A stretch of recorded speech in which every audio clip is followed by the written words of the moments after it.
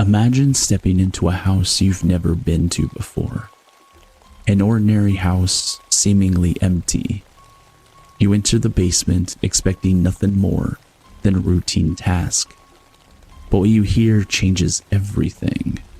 Whimpers, frantic scratching, and then something worse. A door locked from the inside, and the sounds, agonizing screams that tear at your sanity. What do you do when the line between reality and madness begins to blur? And what if I told you the house you're going to hear about still haunts me to this day? Stay tuned as I take you through the chilling story of a house, a basement, and the terrifying secrets hidden behind locked doors. During my early 20s, I worked as a meter reader. It was an unsettling job, one that often required entering homes when the owners weren't present. No matter how many times I did it, I never shook the feeling that I was intruding on something unseen. A house's exterior is a mask, a carefully crafted image for the outside world. But once inside, the walls whisper secrets.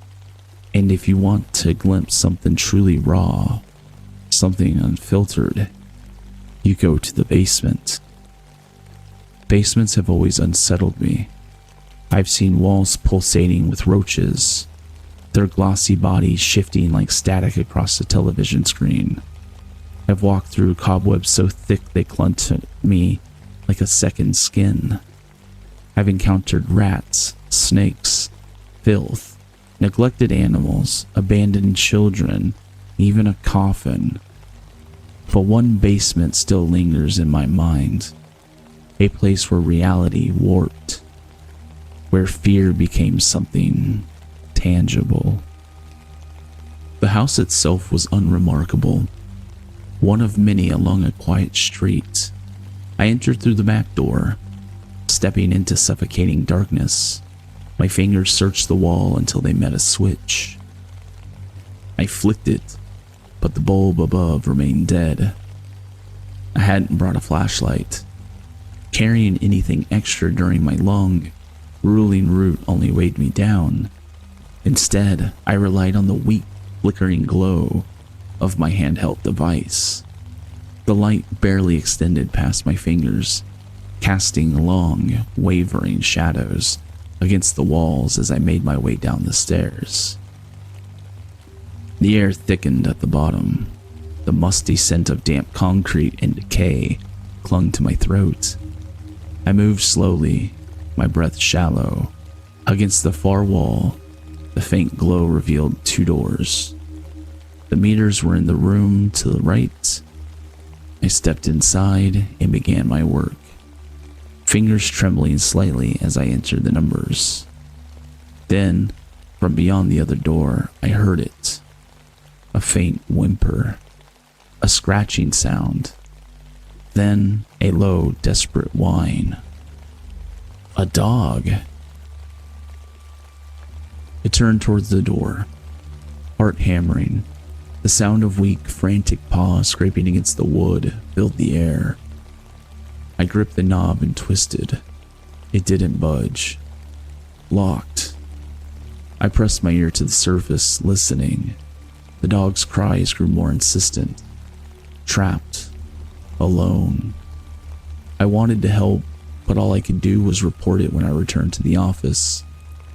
Still, the image of that suffering animal stayed with me, gnawing at the edges of my thoughts. 1 month later, I returned. Descending into the basement once again, I braced myself for the sound of the scratching, the whimpers of the unseen creature. But this time, there was only silence. I hesitated, my pulse hammering. Had the dog escaped? Or had something else silenced it? The quiet was worse than the noise. My hand drifted towards the locked door. That was my mistake. The moment my fingers brushed the knob, the screaming began. Piercing, jagged shrieks tore through the air, human but inhuman. raw and wild. High-pitched wails erupted into guttural, agonized moans, then twisted into something worse. Something resembling sobbing, yet too loud, too chaotic. A relentless, frenzied cacophony that clawed at my mind. I stumbled back, nearly losing my footing. My breath came in ragged gasps. "Hello? Who's in there?" My voice barely reached beyond the noise. No response, just screaming. I tried again. "Do you need help?" The wailing didn't change. Whoever was inside, they weren't asking for help. They wanted me gone. I staggered towards the stairs, my body numb, my ears ringing. At the top, I paused, gripping the railing. The screams continued, undiminished, unrelenting. They followed me all the way out. For weeks, I dreaded my return. My mind conjured endless possibilities for what waited beyond the door. A lunatic imprisoned in darkness? Something far worse? I reported what I heard, but the silence that followed from my supervisors only deepened my unease. I thought I'd never get an answer. Then by chance, I did. One night after a concert, I gave a friend a ride home. She moved recently and guided me through unfamiliar streets. When she pointed out her building, my stomach turned to ice. It was the house. The house with the basement. I hesitated before asking, "Have you noticed anything strange about the basement?" Before I could finish, she cut me off.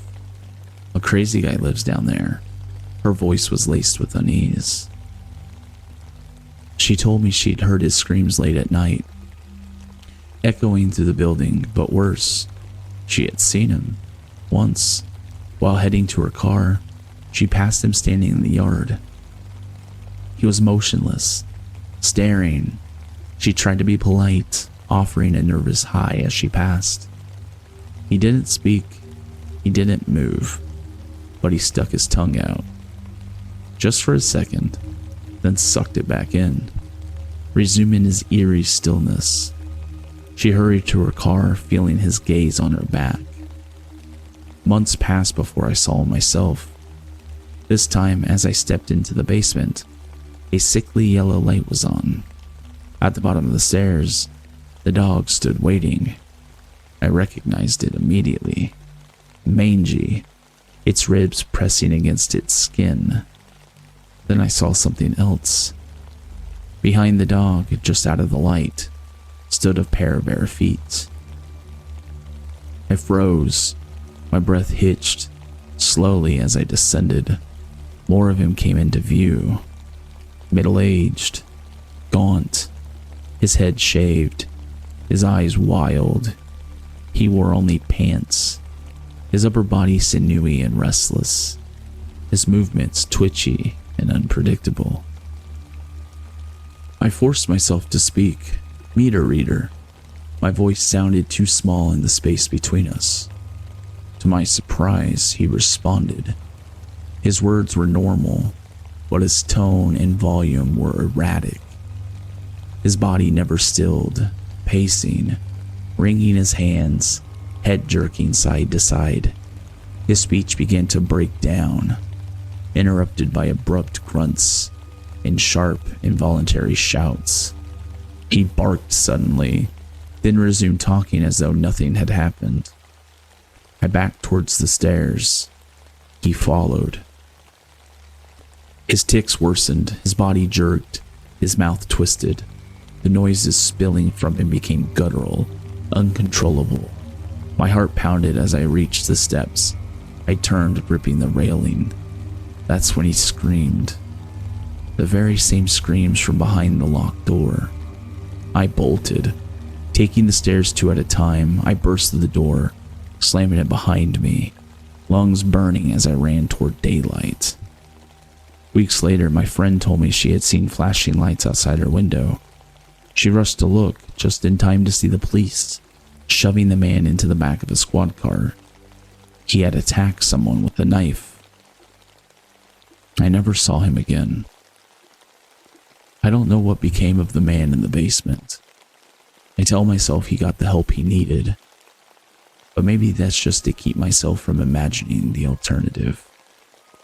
So, to the man I encountered in the basement on that fateful day, I hope I never meet you again.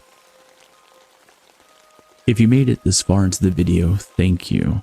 And please leave the comment hell, as it lets me know you made it to the end.